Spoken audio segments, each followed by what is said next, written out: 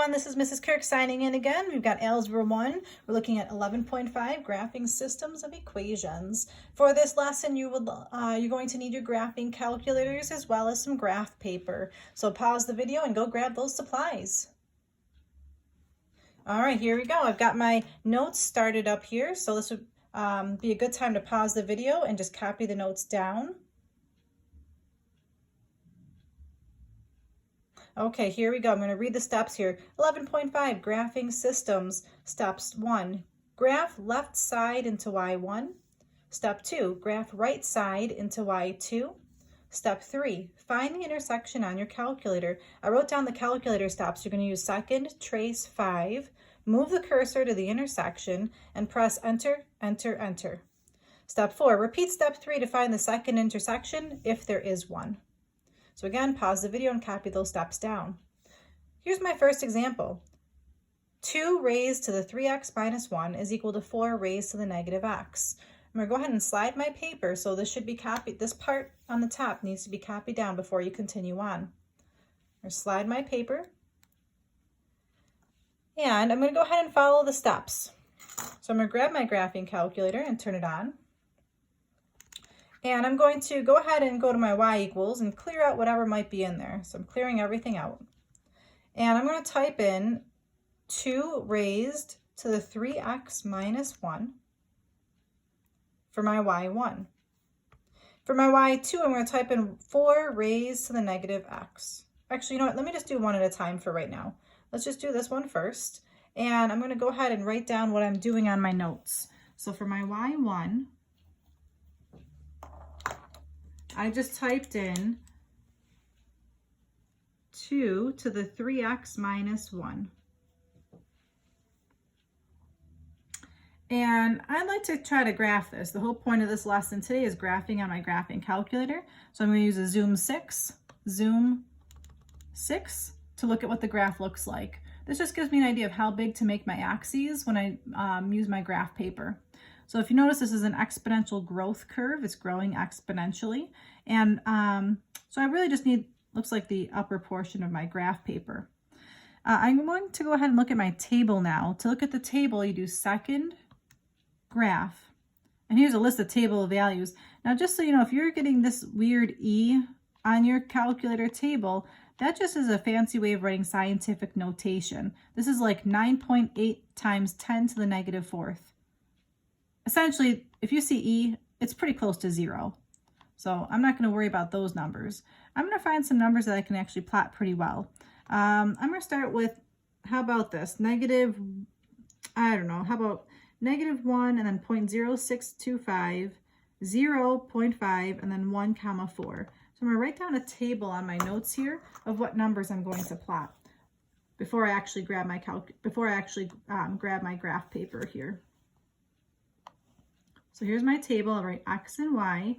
Again, I'm going to use the numbers negative 1 and then 0.0625. I've got 0 and 0.5, and I've got 1 and 4. I can't really plot 232 on my graph paper without changing my grid, so I'm just going to leave it with those 3 points. So that's all for my y1 graph. I'm going to take a moment and make a set of axes on my paper. I already did that actually. And I'm going to leave that right here for myself. If you need to go ahead and pause the video and make yourself a set of axes, now would be a good time to do that. And I'm going to go ahead and plot my points. So I've got negative 1 and then 0.0625 would just be like this tiny point there. 0 and then 0.5 and then 1 and 4. Now again, as a recap, if I were to look at my calculator here, this is what my calculator is showing me. So when I connect my points, I want my graph to grow exponentially like this graph. So I'm going to go ahead and connect this. And again, the graph does not look like it goes below the x-axis. That was called something that I talked about in an earlier video. What is that x-axis called again if the graph gets closer to it but doesn't cross it? You got it, the asymptote. I'm going to write that down. In this question, the x-axis is the asymptote. And again, as a recap, an asymptote is a line that the graph approaches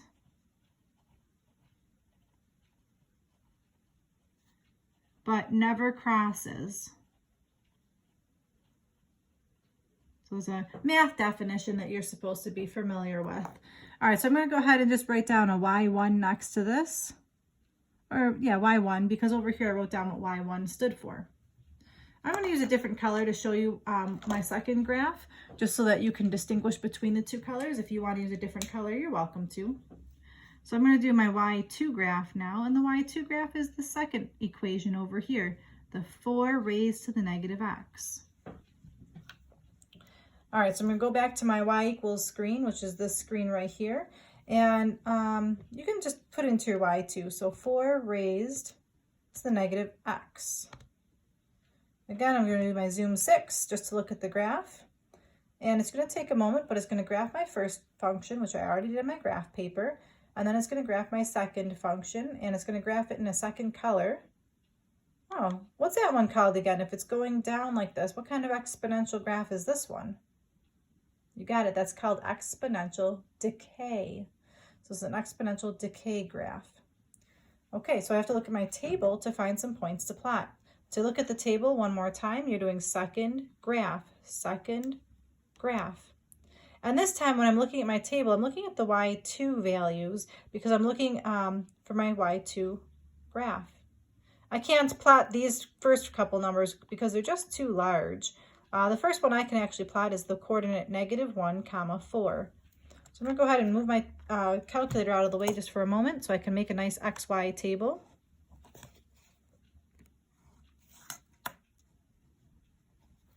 Okay, here's my calculator coming back in.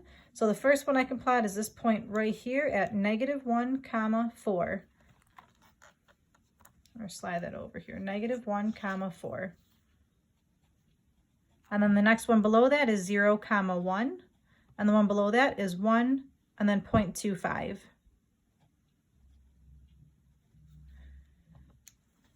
Okay, so I'm going to take a minute and on my graph paper, I'm going to plot those points and then connect them as well.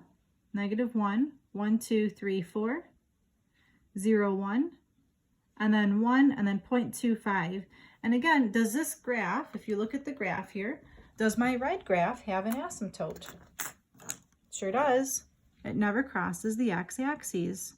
So when you connect your points, try your best to make it look like the graph approaches the x-axis but won't cross it. I'll mark this as my y2 graph. All right, so I've got my graphs done. That was the first part of the about this. And then I want to know, the question just says, where are they equal? Where are they equal? Well, if I look at my picture, it looks like they're going to be equal right here where they intersect. So my question is, how do we figure out exactly where they intersect? Well, I'm going to go back to the steps up here on my calculator, steps on the top of my notes. It says to follow these steps. So here I go. Second, trace. I'm going to go ahead and try that. Second. Now trace is this button right up here next to where it says graph. And just so that you know, when you push second, this little arrow should be popping up on your calculator right here. See, if I push second again, the arrow goes away. So second, trace, which is this key right here. And then all these options pop up. It says here to pick choice 5 because it says the word intersect. So I'll push enter. Then if I'm looking at my steps up here, it says to move the cursor to the intersection and press enter, enter, enter. Don't go too fast with those enter keys, otherwise your calculator is going to be bogged down. So my cursor is pretty close to the intersection. I don't even need to move it at all. I'll push enter, and now it says second curve. So I'm pushing enter, and now it says guess. Enter. I know I'm finished when it says the word intersection. Once it says the word intersection, we know we've actually calculated the intersection. So now I'm going to write down what my coordinate is on my notes here. Let's see, the intersection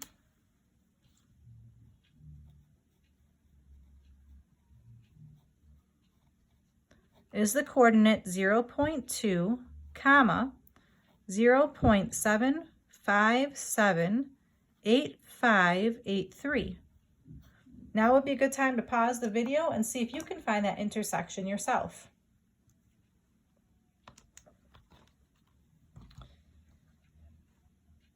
Okay, so now to answer this particular question, I just figured out what the intersection was, but the question, if I look at it, are there actually any y's anywhere in this problem? No, there's not. So I want to know, is this entire thing my solution? The answer is no, it is not. This question only has x's in it, so my solution is only the x value. So to finish this off, I'm going to make a side note here. The answer for these questions is only the x value. So in this particular problem, my answer would be 0.2.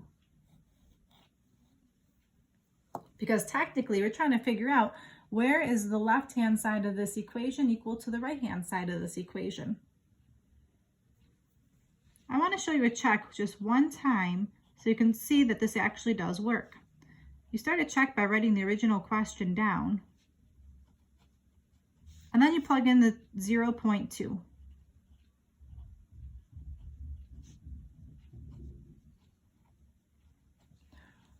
Okay, so take a moment and let's just do this check very quickly. So I'm going to turn on my calculator, go back to my home screen. I'm going to type in 2 raised to the 3 times 0.2 quantity minus 1. My output here is this crazy decimal. Now I'm going to do the other side, 4 raised to the negative 0.2. See, the outputs are the same, so it does check out. So let's put a little check mark there.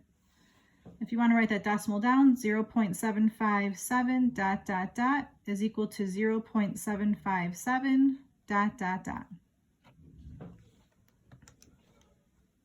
All right, that's my example number 1, everyone. If you need to pause the video for a moment, here's what example number 1 looks like in its entirety. So you can pause the video and copy down whatever you need to.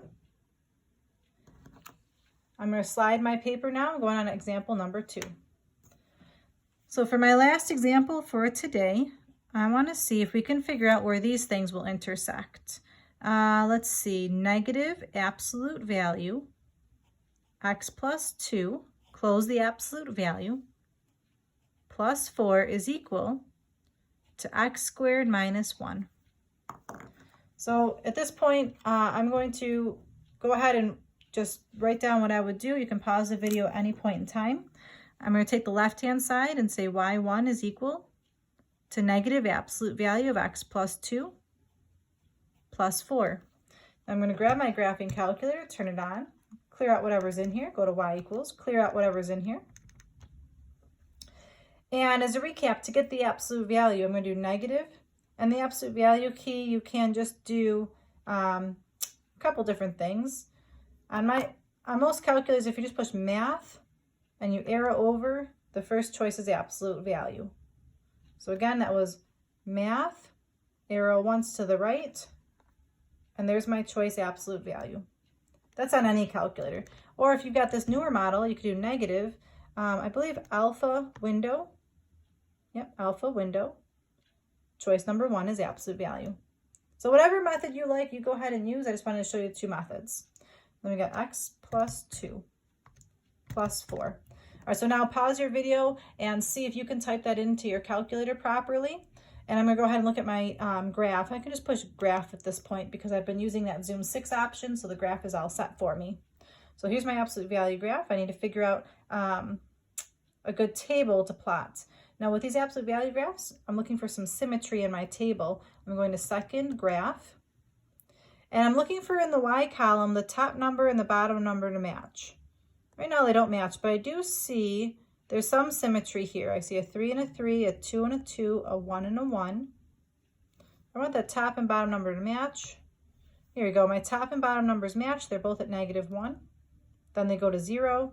Then they go to 1, 2, 3, and 4 is in the middle. So that's a good table for me to copy down. So I'm going to take a minute here. I'm going to grab my straight edge and copy this table down. Whenever you're making graphs for this class, you need to write your tables down. Otherwise, we have no idea where you're coming up with your values. All right, so I'm not going to do every single one. I think you only need, I know you only need the 7 values. So I'm going to start with, let's see. I need 7 values here. So I think -6,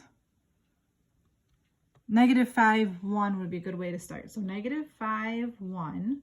Then we got -4, -3, -2. Let's see, 1, 2, 3, 4, 5, 6, 7. So I went from -5 to +1. It goes 1, 2, 3, 4, 3, 2, 1. Let me just double check something. -x + 2 + 4. Okay, I just like to double check everything's looking good to my assumptions here. So -5, 1, -4, 2, -3, 3, -2, 4, -1, 3, 0, 2, and 1, 1. So I'm going to take a minute and graph this.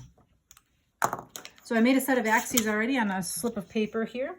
You can make your axes to look like this. So pause the video and make your axes and then plot the points. So I'm going to take a minute and plot these points. -1, 2, 3, 4, 5, 1. -4, 2, -3, 3, -2, 4, -1, 3, 0, 2, and then 1, 1. I'm going to go ahead and use my straight edge to make this absolute value graph look nice. Again, pause the video at any point in time. I'm going through this pretty quickly. So if you need more time to graph your problem, go ahead and do that. I'll just label this with Y1 because I wrote over here what Y1 is equal to. Now the second part of this problem is to graph the right-hand side. So I'm going to do Y2 is equal to this piece, x squared minus 1. Okay, so again, pause the video if you need to. I'm going to go to Y equals, go to my Y2 and type in x squared minus 1. I just want to see what the graph looks like, so I'll push graph 1 time. It's a parabola. It looks like it's been shifted down 1. Remember that -1 means it's shifted down.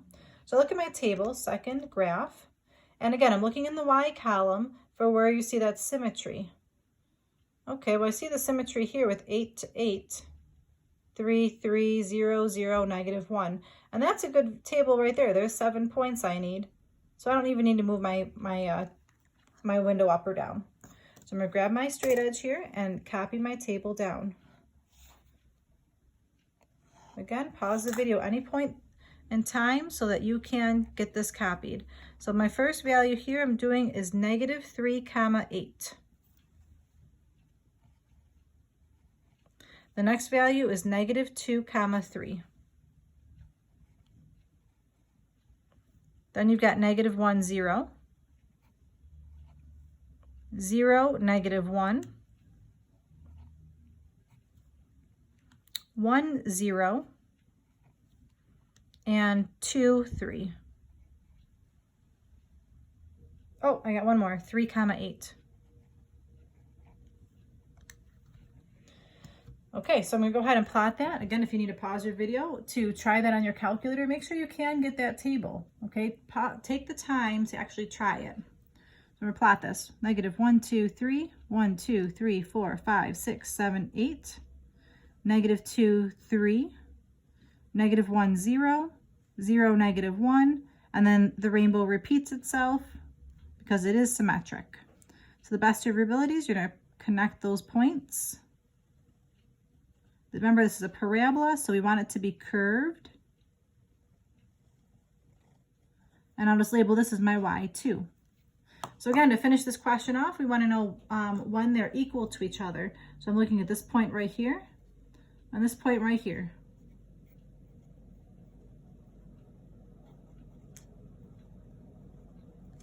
Okay, those are the two spots where they're equal. As you notice, they don't intersect at a nice spot. So I'm going to have to use my calculator now to figure out where they're going to equal.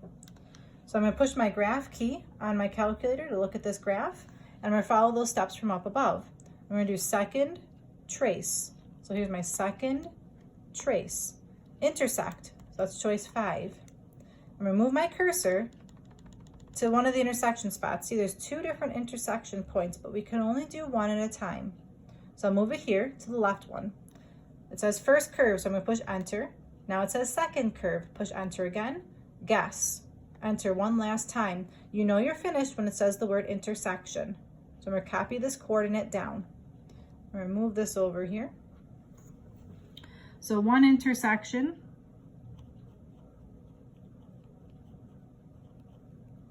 is the coordinate negative 2.192582, comma, 3.8074176. And yes, you do want to copy that whole thing down.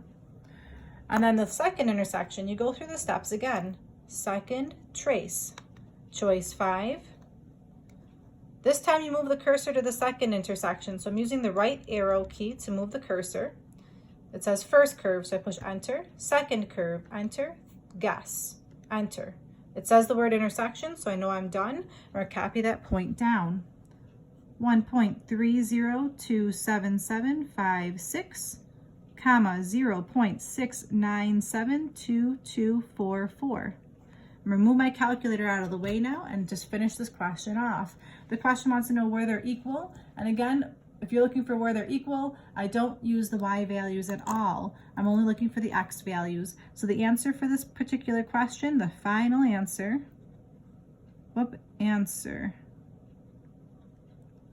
is just the x values. So we've got negative 2.192582, and the second answer is positive 1.3027756.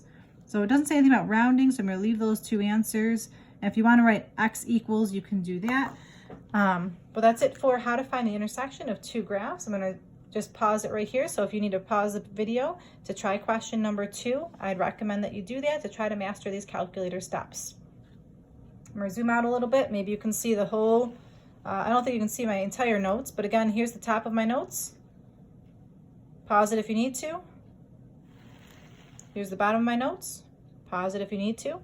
And the homework today, everybody, we're looking at homework 11.5. It's going to be another worksheet posted on WITS. Thanks for tuning in, and we'll talk to you soon. Bye, everybody. Thanks for trying your best.